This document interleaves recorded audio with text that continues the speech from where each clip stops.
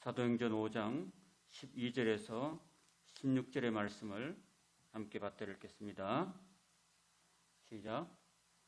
사도들의 손을 통하여 민간의 표적과 기사가 많이 일어나매 믿는 사람이 다 나음을 마음을 같이하여 솔로몬 행각에 모이고 그 나머지는 감히 그들과 상종하는 사람이 없으나 백성이 칭송하더라. 믿고 주께로 나오는 자가 더 많으니 남녀의 그 무리더라. 심지어 병든 사람을 메고 거리에 나가 침대와 여 위에 누이고 베드로가 지날 때에 혹 그의 그림자라도 누구에게 덮일까 바라고 예루살렘 부근에 수많은 사람들도 모여 병든 사람과 더러운 귀신에게 괴로움 받는 사람을 데리고 와서 다 나음을 얻으니라. 아멘. 제목 같이 읽어보겠습니다. 시작. 거룩과 순종. 사도행전 5장은 거룩과 순종 가운데 역사하시는 성령님에 대해서 말씀해 주십니다.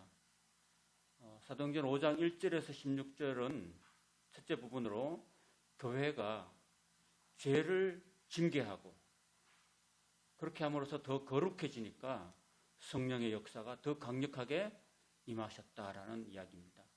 그리고 두 번째는 17절부터 마지막 42절까지인데 사도들이 하나님의 말씀에 목숨을 걸고 순종했을 때에 성령의 역사가 강력하게 임하셨다라는 이야기입니다. 반면에 성령의 역사가 강하게 일어날수록 사탄의 역사도 더 강력하게 일어났다는 것을 볼 수 있습니다. 그러니까 인생이라는 것은 여러분 두 가지예요. 투트랙입니다. 고난이 있으면 축복이 있고요. 축복이 있으면 또 고난이 있고 그렇습니다. 항상 두 가지를 항상 우리가 같이 봐야 됩니다. 놀라운 성령의 부흥의 역사가 교회에 임했지만 반면에 사탄의 강력한 방해의 역사도 함께 있었다는 것입니다.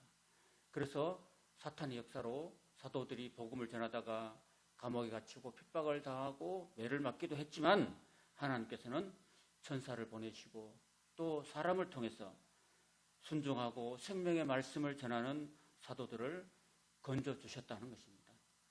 그리고 그들에게 기쁨도 주시고 언제나 어디서나 계속해서 복음을 전할 수 있는 강력한 성령의 권능을 부어주셨다는 것을 사도행전 5장을 통해서 우리가 봅니다. 그러면 먼저 첫째 부분 하나님의 징계, 권징이라고 합니다. 여러분 부모가 자녀를 키울 때 자녀들이 올바른 길을 가지 않을 때 또는 잘못된 길을 갈 때 당연히 채찍을 또 매를 대야 되겠죠. 매를 안 대고 그냥 키운 아이들은 삐뚤어질 수도 있습니다. 하나님의 교회에 악한 사탄의 역사가 가득해서 거짓과 속임이 있을 때 하나님께서는 그러한 사람을 일벌백계 하셔서 다른 모든 사람들이 두려워서 죄를 짓지 못하도록 하셨습니다. 그 예가 바로 지난주에 주일 오후에 있었던 아나니아와 삽비라 부부의 이야기입니다. 아나니아와 삽비라가 땅을 팔고 난 다음에 땅값의 얼마를 감췄습니다. 그리고 그걸 마치 전부인 양 사도들 앞에 드렸습니다.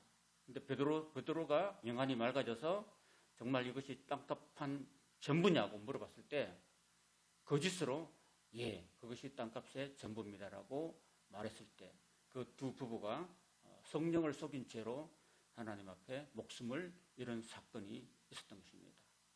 그래서 하나님의 교회 안에는 거짓이 있으면 안 됩니다. 또 죄악이 있으면 안 됩니다. 그래서 그 두 사람이 그 부부가 이 징벌을 당함으로써 다른 모든 성도들이 두려워하고 죄를 짓지 않았기 때문에 초대교회가 거룩해지고 성결해질 수가 있었습니다. 그래서 그 결과 그 두 사람이 죽었지만은 수많은 사람들이 그 두 사람 때문에 죄를 짓지 않게 되어서 교회는 더 큰 힘과 능력을 발휘했다라는 것입니다. 그래서 사도들의 손으로 민간의 표적과 기사가 많이 일어났고 심지어 병자와 귀신 들린 사람들이 다 나음을 얻었다는 그런 기록을 하고 있습니다. 그것이 오늘 읽었던 12절과 16절입니다. 같이 읽어보겠습니다. 시작. 사도들의 손을 통하여 민간의 표적과 기사가 많이 일어났다라고 이야기하고 있습니다. 그럼 16절 읽겠습니다. 16절 시작.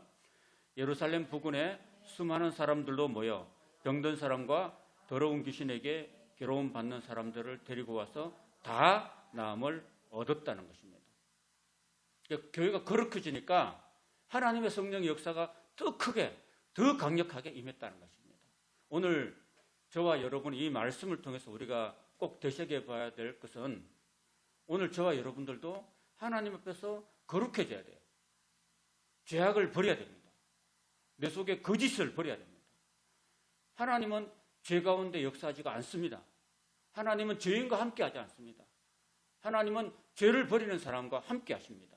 그래서 죄를 버리고 성결해지고 거룩해진 사람과 함께 역사하시는 겁니다. 아, 내 삶에는 왜 이렇게 하나님의 은혜와 능력이 임하지 않아? 그 이유는 단 한 가지입니다. 바로 내 삶이 하나님 앞에 죄가 가득하고 내 삶이 하나님 앞에 깨끗하지 않고 내 삶에 거짓이 가득 잠겨 있고 내 삶에 욕심이 가득 차 있기 때문에 이것을 버려야지만이 하나님의 성령이 우리 가운데 임하시고 우리 속에 있는 모든 더러운 것을 제하시고 하나님의 놀라운 치료의 역사가 우리 가운데 임하실 줄로 믿습니다. 이것을 성경이 저와 여러분에게 가르쳐주고 있는 것입니다. 여러분 혹시 저와 여러분 가운데 어려운 문제가 있든지 질병이 있든지 귀신에게 고통을 당하는지 한다면 고침받는 길은 바로 우리가 거룩을 회복하는 겁니다. 성결을 회복하는 것입니다. 그것은 바로 죄를 버리는 거예요. 죄를. 내 속에 더러운 욕심을 버리고 거짓을 버리고 죄를 버릴 때 이런 예루살렘에 있는 수많은 사람들도 모여서 병든 사람, 더러운 귀신들에게 괴로움 받는 사람들이 나와서 다 나음을 얻는 놀라운 성령의 역사가 일어났다는 사실입니다. 오늘 저와 여러분, 오늘 우리 교회 가운데도 우리의 삶 가운데도 하나님의 성령이 놀랍게 역사하시려면 우리는 죄를 버리고 거짓을 버려야 될 줄로 믿습니다. 여러분 항상 말씀을 통해서 성경 말씀에 거울을 비춰봐서 내게 무슨 죄가 있는가 하는 것을 늘 살펴보고 늘 성경을 가까이 하고 성경 말씀을 거울로 삼아서 나는 내게 무슨 죄가 있는가, 무슨 거짓이 있는가, 무슨 하나님을 기쁘시게 못하는 것이 있는가라는 것을 살펴보고 늘 우리 마음을 하나님 앞에 거룩하게 회개하고 정결하고 성결을 회복해서 우리의 삶에 성령의 역사가 놀랍게 강력하게 임하시기를 축원합니다. 두 번째, 거룩해진 교회는 세상으로부터 두려움과 칭송을 받았다는 것입니다. 13절 가르쳐 읽겠습니다. 시작. 그 나머지는 감히 그들과 상종한 사람이 없으나 백성이 칭송하더라. 여러분 왜 그 세상 사람들이 왜 교회 다니는 사람들하고 상종한 사람이 없었냐면요. 세상 사람들은 다 죄를 짓고 살잖아요. 죄 가운데 살잖아요. 근데 교회는 죄를 지으니까 막 죽더라고요. 하나님을 속이고 성령을 속이고 거짓을 말하니까 막 죽어나가잖아요. 무섭잖아요. 그러니까 교회 다니는 사람 정말 교회 나가면 거짓말하면 죽는데 그렇게 무서워하는 거예요. 그래서 교회 다니는 사람들을 두려워했다는 겁니다. 여러분. 그리고 두려워했지만은 그래도 백성이 그래도 교회는 정직해, 교회는 깨끗해, 교회는 거룩해 라고 칭송했다는 겁니다. 세상에. 그래서 오늘 우리 교회들도요, 교회는 뭔가 더 거룩한 곳이야, 교회는 거짓말하면 안 돼, 이런 의식을 세상 사람들이 가져야 됩니다. 그리고 교회 다니는 사람들은 정직하더라, 교회 다니는 사람들은 정말 깨끗하더라, 욕심이 없더라, 죄를 안 짓더라, 이런 소리를 들어야 되는 거죠. 요즘 이렇게 교회가 그런 소리를 못 들으니까 전도가 안 되는 거죠. 그래서 우리는 교회가 거룩함과 정직함을 회복하고 목사로부터 모든 성도 이르기까지 거룩함과 정직함을 회복할 수 있는 은혜가 있기를 간절히 바랍니다. 세 번째, 교회가 부흥했다는 겁니다. 죄를 버리니까, 거짓을 버리니까 믿는 자의 수가 막 더해졌다는 겁니다. 14절 같이 읽겠습니다. 14절 시작. 믿고 주께로 나오는 자가 더 많으니 남녀의 큰 무리더라. 오늘날도 교회가 거짓과 죄를 버리고 성결해지고 거룩해지면 하나님의 더 크신 은혜가 임한다는 사실을 우리에게 가르쳐주고 있습니다. 그 하나님의 능력이 임하고 교회 안에도 임하고 세상 가운데도 하나님의 역사가 일어난다는 사실을 보여줍니다. 그렇기 때문에 오늘 한국교회 또 우리 교회, 저와 여러분들에게 가장 시급한 일은 뭐냐 하면 바로 죄를 버리고 회개하는 것입니다. 그러면은 하나님의 약속대로 죄 사함을 받게 되고, 그리고 성령을 선물로 받게 되고, 놀라운 성령의 치료의 역사가, 구원의 역사가 내 삶 가운데 또 교회 위에 더 강력하게 임하게 될 줄로 믿습니다. 이런 것을 말로만 아니라 우리가 늘 생활 가운데서, 삶 가운데서 늘 이런 은혜의 역사가 임할 수 있기를, 저와 여러분 삶에, 우리 교회에 임할 수 있기를 간절히 축원합니다. 두 번째, 아까 우리가 17절부터 마지막 42절까지는 이런 이야기가 입니다. 하나님의 역사가 크게 일어날수록 사탄의 역사도 만만치 않다는 이야기입니다. 하지만은 생명의 말씀을 목숨을 걸고 순종하면서 전하는 이 제자들을, 사도들을 하나님께서 끝까지 지켜주시고 힘을 주셨다라는 이야기입니다. 그 얘기가 17절부터 42절까지가 나옵니다. 먼저 17절부터 23절에 보면은 이런 이야기였습니다. 대제사장과 그와 함께 있는 사람, 즉 사두개인의 당파가 다 마음의 시기가 가득하여서 일어났습니다. 이 사두개인의 당파, 제사장들은 부활도 없고 영도 없고 내세도 없고 천사도 없다고 이야기했습니다. 근데 사도들은 부활도 있고 내세도 있고 천국도 있고 천사도 있고 다 있다고 이야기했습니다. 그러니까, 그리고 많은 사람들이, 막 믿는 사람들이 수가 많아지고 유대인들이 다 기독교인으로 개종하고 예수를 믿게 되고 하니까 그렇게 부활도 없고 표적도 없고 기적도 일어나지 않는다고 주장했던 사두개인의 당파가 다 마음의 시기가 가득해서 일어나서, 그냥 마음의 시기가 가득해서 일어나가지고 사도들을 잡아다가 다 옥에 가두었습니다. 권력이 있으니까 그렇게 했던 거죠. 근데 하나님은 주의 사자를 보내서 밤에 옥문을 열고 끌어내었다. 옥문을 열고요. 하나님의 사자가, 천사가 이렇게 했다는 겁니다. 여러분. 놀랍지 않습니까? 여러분, 천사가 그 옛날만 있었습니까? 아니면 오늘날도 있을 것입니까? 천사는 오늘날도 저와 여러분에게 함께 있는 줄로 믿습니다. 여러분, 천사들은요, 구원받은 백성들을 지키라고 보내심을 받은 사람, 그런 존재들입니다. 저와 여러분이 구원을 받았으면요, 여러분 위에 여러분의 수호천사가 있다는 사실을 기억하셔야 돼요. 여러분들을 늘, 예를 들어서 예비씨는 오늘 여름 방학을 했다. 그래서 학교에서 일찍 왔더라. 피곤해서 낮잠을 한숨 잤더라. 그리고 나서는 열심히 누나가 해준 저녁을 먹고 열심히 또 공부하더라. 그걸 또 누가 보고하느냐면 천사들이 맨날 하나님과 사람 사이의 세상을 오르락내리면서 계속 보고하는 천사가 있다는 겁니다, 여러분. 그게 어디 나오냐면 스가랴서에 나와요. 스가랴서 보면 늘 천사들이 그 구원 얻은 백성들을 어떻게 지내는가, 평안한가, 또 무슨 일이 없는가 다 보고요. 뭐 무슨 위태한 일이 있으면 천사들이 다 막아주시고 보호해주는 그런 이야기가 나옵니다. 그래서 오늘 신약 성경에 보면 주의 사자가 옥에 갇힌 사도들을요, 밤에 옥문을 열고, 여러분, 열쇠가 있어서 연 게 아니에요. 놀라운 능력으로 이렇게 열고 끌어내었다는 겁니다. 이런 사건들이 사도행전에 여러 차례 나옵니다. 여러분. 그리고 가서 성전에 서서 이 생명의 말씀을 다 백성에게 말하라고 이렇게 명령한 것입니다. 여러분, 아까 복음을 전하다가 지금 옥에 갇혔잖아요. 그런데 또 옥에서 풀어내가지고 또 가서 또 동일하게 전하라고 이야기하고 있는 것입니다. 또 말하라고 이야기하고 있는 거예요. 그러니까 사도들이 듣고 새벽에 성전에 들어가서 순종해서 백성들을 가르쳤습니다. 제가 또 궁금한 거는, 그때 당시도 새벽에 사람들이 있었는가? 궁금하죠? 오늘 우리도 새벽에 5시에 우리 교회들마다 문을 열고 새벽 기도를 하거든요. 그때 당시도 아마 열심히 있던 사람들이 성전에 올라가서, 물론 하루 3번 기도해요. 성전 올라가서 제3시와 6시와 9시. 그러니까 오전 9시, 정오, 오후 3시에 올라가서 성전에서 기도하는 시간이 있는데, 이게 지금 새벽이에요, 새벽. 새벽에 성전에 들어가니까 또 기도하는 사람들이 있었다는 거예요. 열심히 있는 성도들이 있었다는 겁니다. 근데 그 사람들을 사도들이 전했다는 것입니다. 하나님 말씀, 성령의 말씀을 전했다는 겁니다. 그러니까 그 옥에 갇혔던 사도들을 이제 끌어내라고, 이제 아까 그 대제사장과 그 사두개인들이 이제 명령했던 거죠. 근데 가보니까 사도들을 보지 못하고 돌아왔습니다. 옥은 든든하게 잠기고 지키는 사람들은 문에 서 있는데 문을 열고 들어가 보니까 옥 안에는 아무도 없었다는 거예요. 놀라운 일이 아닙니까? 그죠? 이런 일들이 있었다라는 것입니다.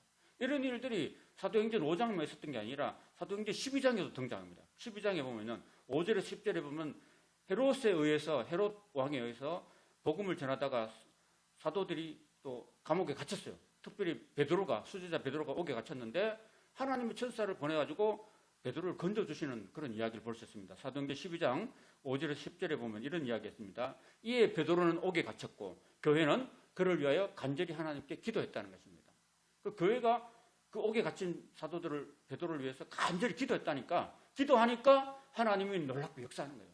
천사를 보내서 그를 건져주시는 그런 이야기가 나옵니다. 헤롯이 잡아내려고 하는 그 전날 밤에 베드로가 두 군인 틈에서 두 쇠사슬에 매어서 누워 자는데 하수꾼들이 문 밖에서 옥을 지켰다는 것입니다. 분명히 쇠사슬에 목에서 옥에 갇힌 베드로를 어떻게 구원하느냐면은 갑자기 주의 사자가 나타나며, 주의 사자는 천사를 말하고요, 옥중에 광채가 빛나며 또 베드로의 옆구리를 쳐서 깨워 이르되 급히 일어나라 말했다는 겁니다. 그러니까 쇠사슬이 그 손에서 벗어졌다는 거예요. 놀랍지 않습니까? 천사를 보내니까 이런 놀라운 역사가 일어납니다. 뭐 천사가 와가지고 열쇠를 가지고 연 게 아닙니다. 놀라운 권능으로, 영적 권능으로 풀었다는 것입니다. 여러분, 그 구약에 보면은요, 그 구약의 열왕시대 때 예루살렘이 포위됐습니다. 18만 5천 명의 아수르 군사가 포위하고 있던 상황인데, 그날 밤에 이사야와 그 히스기야 왕이 기도하니까 하나님이 천사를 보내가지고 18만 5천 명을 손도 안 대고 다 송장으로 만들어버렸던 그런 사건이 있었다는 겁니다, 여러분. 그러니까 우리 인간이 이해할 수 없는, 인간이 할 수 없는 일들을 천사를 보내서 하나님이 하신다는 것을 우리에게 보여주고 있는 겁니다. 이렇게 천사가 이르되 띠를 띠고 신을 신으라 하거늘 베드로가 그대로 하니까 천사가 또 이르되 겉옷을 입고 따라오라 한데 베드로가 나와서 따라갈새 천사가 하는 것이 꿈인가 생시인가 이렇게 했다는 겁니다. 환상을 보는가 이렇게 했다는 겁니다. 이에 첫째와 둘째 파수를 지나서 시내로 통한 쇠문에 이르니까 쇠로 만든 문이 저절로 막 열리는 거예요. 여러분. 왜 열렸습니까? 천사가 권능을 열었다는 겁니다. 그래서 나와서 한 거리를 지나며 천사가 떠나갔다는 겁니다. 여러분. 이런 놀라운 역사가 초대교회 때 있었다는 겁니다. 그 다음 또 어떤 역사가 일어나면 16장 23절에서 26절에 보면 빌립보 감옥에 복음을 전하다가 감옥에 갇힌 사도 바울과 실라를 하나님께서 건져주시는 그런 모습을 또 볼 수 있습니다. 이게 한 번, 두 번이 아니에요. 계속해서 일어납니다. 그래서 빌립보에서 복음을 전하다가 많이 매를 맞은 후에 옥에 가두고 간수에게 명령하여 든든히 지키라고 했습니다. 여기가 빌립보 감옥인데 그가 이러한 명령을 받아 그들을 사도 바울과 실라를 깊은 옥에 가두고 그 발을 착고에 든든히 채웠는데 한밤중에 바울과 실라가 기도하고 하나님을 찬미했다는 것입니다. 복음을 전하는데 복음을 전하면서 그리고 옥에 갇혔어요. 매를 맞았습니다. 그럼에도 불구하고 그들 마음속에 성령이 충만하니까 밤에도 그 바울과 실라가 잠을 안 잤습니다. 뭘 했느냐? 하나님께 기도하고 찬송을 했다는 겁니다. 여러분.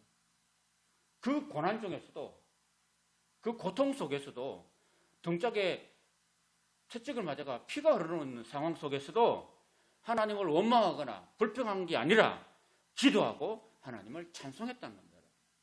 저와 여러분의 삶 가운데도 여러분 고난이 있고 아픔이 있고 어려움이 있을 때에도 여러분 낙심 말거나 불평하거나 원망하지 마시고 하나님께 기도하고 하나님을 찬송할 수 있기를 바랍니다. 찬송할 때 하나님의 역사가 일어나는 거예요. 제가 언젠가 여러분에게 말씀을 드린 적이 있는데 제가 서울에서 수색교회에서 사역할 때 제가 이렇게 학생들을 데리고 중등부를 맡았어요. 중학교 1학년, 2학년, 3학년 중등부를 맡고 있었는데 그 아이들 데리고 그 가평에 있는 어느 기도 장소에 갔는데 그 기도 장소에서 놀라운 일이 일어났습니다. 밤에 막 성도들이 금요일 밤이었는데 간증하는 찬송하고 간증하는 시간이 있었어요. 근데 어떤 분이 나와서 막 간증하고 자기는 병을 낳았다, 뭐 낳았다 하는데 제가 아직도 기억나는 것은 여러분 혹시 그 옛날에 대전 엑스포라고 기억하십니까? 옛날에 대전에 엑스포가 있었습니다. 그 대전 엑스포에 갔던 여고생이 갑자기 김밥을 먹다가 체했다는 거예요. 체했는데 그게 계속해서 체고 하루 이틀이 지나고 안 낫다는 거예요. 계속 안 낫고 그래서 그냥 밥을 못 먹고 위가 굉장히 아팠다는 겁니다. 위가 너무 고생해가지고 그 고3인데 공부를 열심히 해야 되는 나이인데 너무 위가 아파가지고 음식을 섭취를 잘 못하는 거예요. 음식을 잘 먹고 영양을 보충을 잘 해야지 열심히 공부해가지고 대학교를 지나갈 건데 잘 못 먹으니까 애가 허약해지고 공부도 못하고 하는 거잖아요. 그래서 계속 하다가 안 되니까 오늘 그 기도원에 왔다는 거예요. 그 기도원에 와서 하나님께 계속 기도하고 하나님을 찬송할 때 그게 하나님 역사가 일어나서 그 속에 시원하게 있잖아요. 확 뚫린다. 가슴이 뜨거워지고 배가 뜨거워지더니만 갑자기 싹 하고 빠지는 느낌이 있더랍니다. 그러고 난 다음에 화장실을 갔다 와서 그 다음에 자기 몸이 깨끗하게 나았다. 시원해졌다라는 믿음이 생기고 그래서 그때 많은 사람들 앞에서 그 이야기를 간증을 했다는 것입니다. 그러고 난 다음에 그가 이제 위장병에서 다 해방되어서 그 이후로는 깨끗하게 병을 나았다는 그런 이야기를 제가 실제로 보고 들었습니다. 여러분.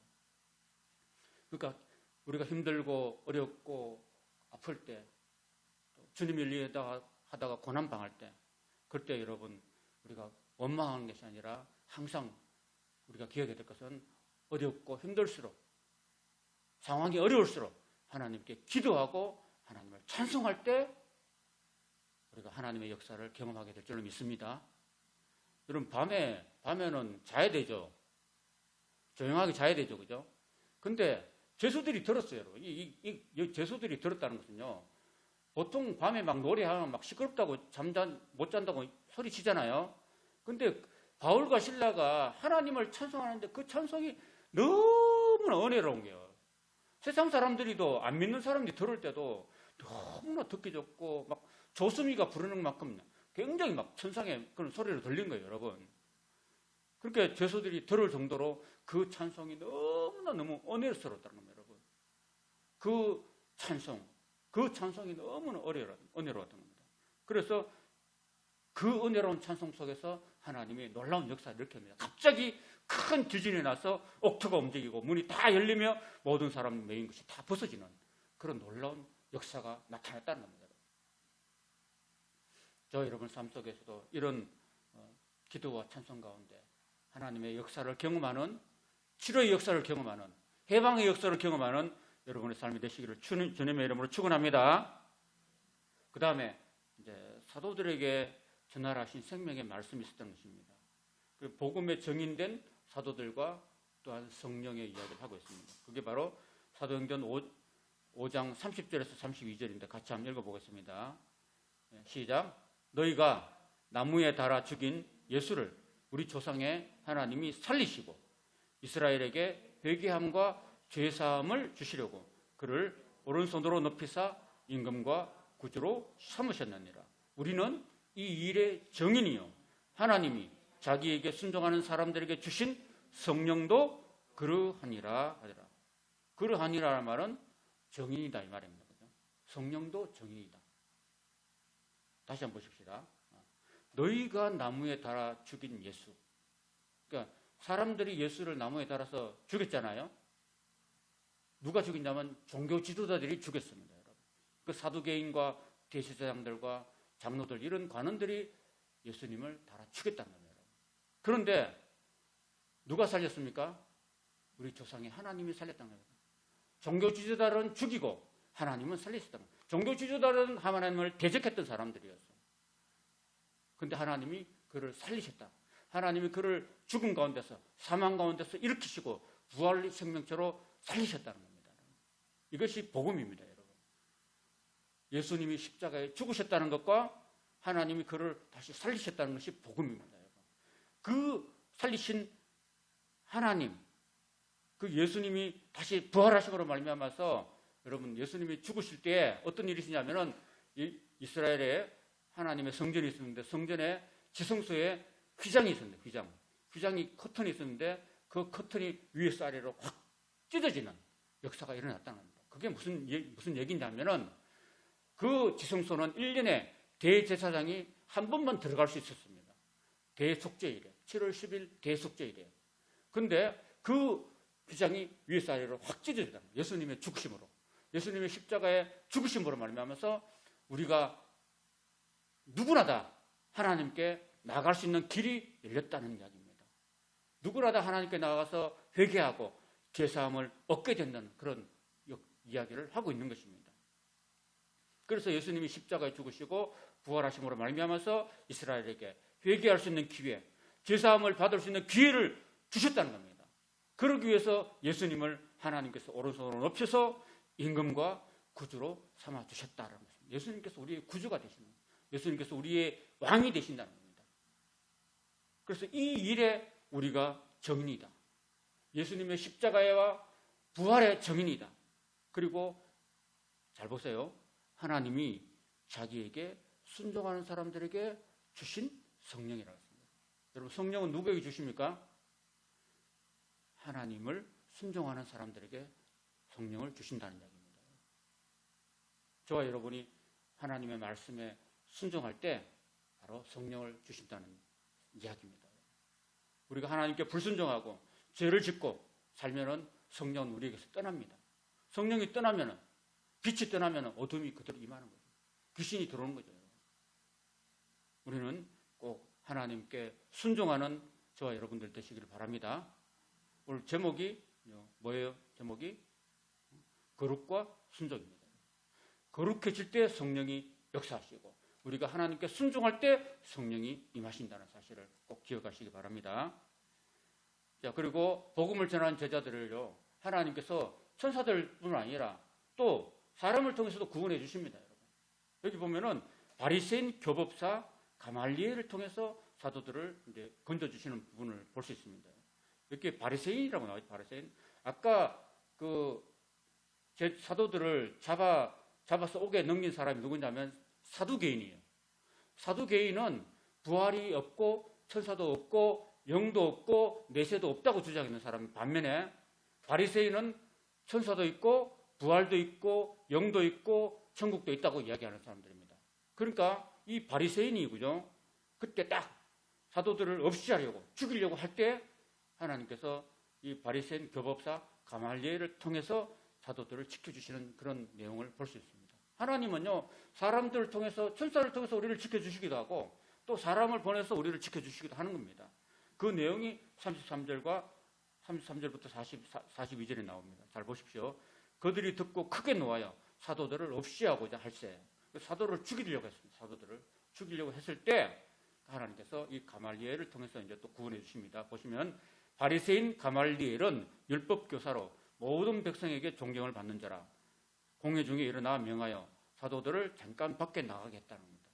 사도들을 두고서 면전에 두고 이야기하면은 좀 민망하니까 당신들은 잠깐 밖에 나가 계시라고 딱 하고 난 다음에 이 사람들에 대해서 어떻게 할 것인가를 가말리엘이 이야기하고 있습니다. 이렇게 이야기합니다. 말하되 이스라엘 사람들아, 너희가 이 사람들에 대하여 어떻게 하려는지 조심하라.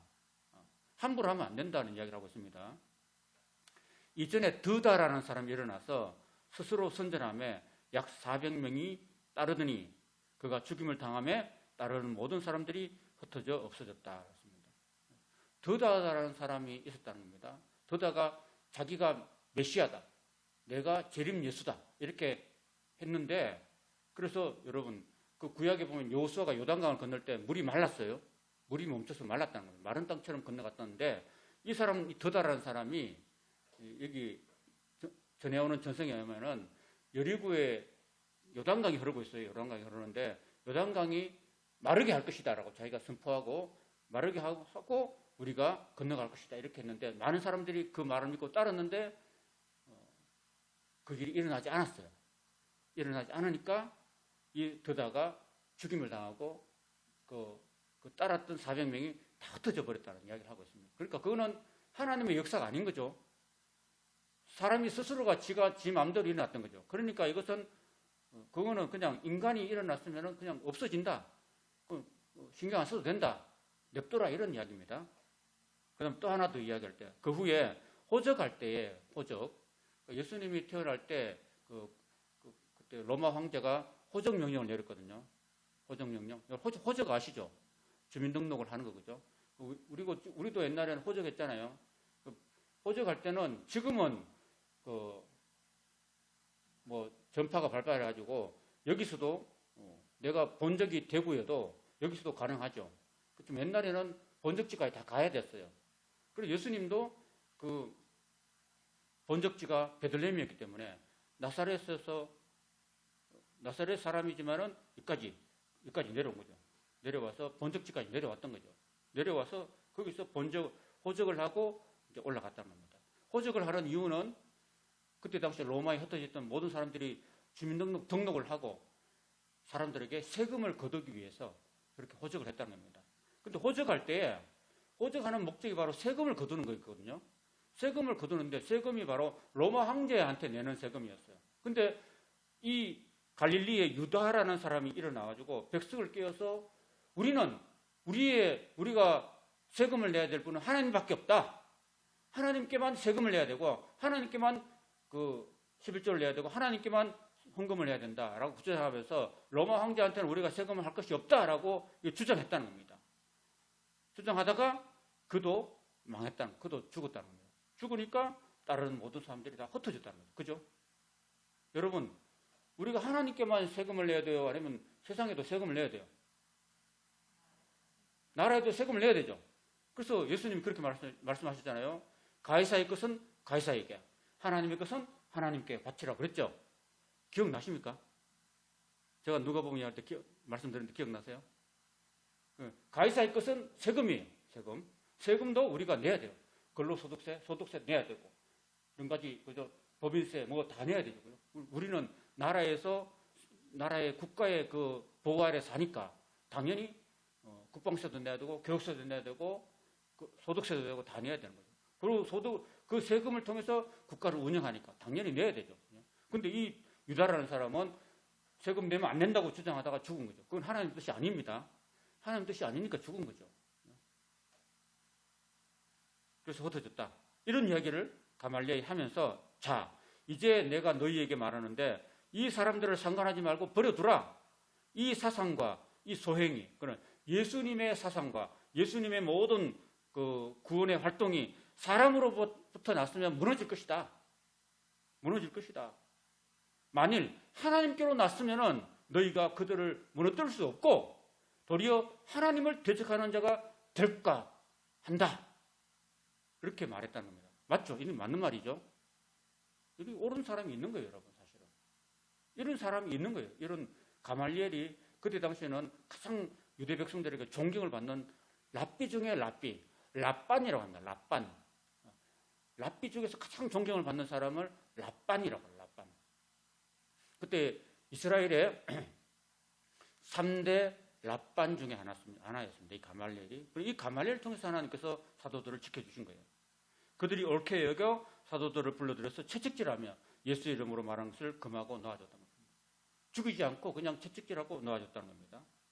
사도들은 그 이름을 위하여 능력받는 일에 합당한 자로 여기심을 기뻐하면서 공회 앞을 떠나니라. 이 공회라는 것은 지금의 국회, 산헤드린을 말하고 국회를 말합니다. 우리나라 지금 국회의원은 299명이죠.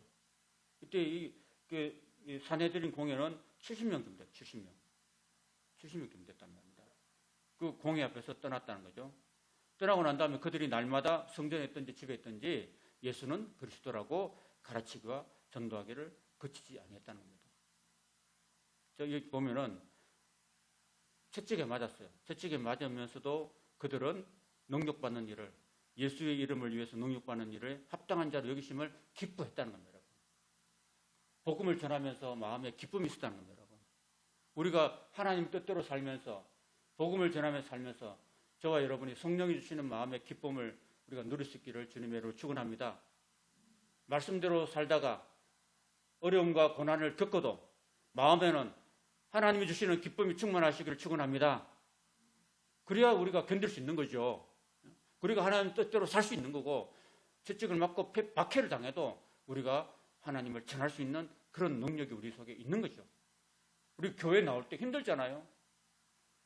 교회 나오면 또 헌금도 드려야 되고 11조도 드려야 되는 마음의 부담도 있고 하지만은 이런 것을 드린다 할지라도 몸이 피곤하다 할지라도 우리가 나올 수 있는 것은 하나님께서 우리 마음속에 성령을 통해서 하나님이 주시는, 세상이 줄 수 없는 그런 하나님이 주시는 기쁨이 있기 때문에 우리가 신앙생활을 할 수가 있는 거예요.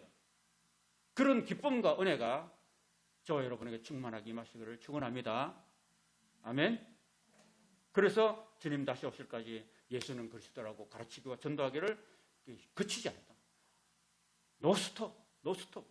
그래서 주님 다시 오실 때까지 우리는 복음 전거를 멈추지 말아야 됩니다. 우리의 삶에서 우리가 하나님 나라 갈 때까지 내 삶을 통해서 예수는 그리스도다, 예수는 구세주다, 예수는 우리의 구주가 되신다는 것을 사람들에게 가르쳐주고 전도하는 것을 우리도 그치지 말아야 되는 것입니다. 그런 은혜, 그렇게 살 때 우리는 하나님이 부르실 때, 훗날 하나님 앞에 설 때 하나님으로부터 영원한 칭찬과 상급을 받게 될 줄로 믿습니다. 아멘. 기도하겠습니다.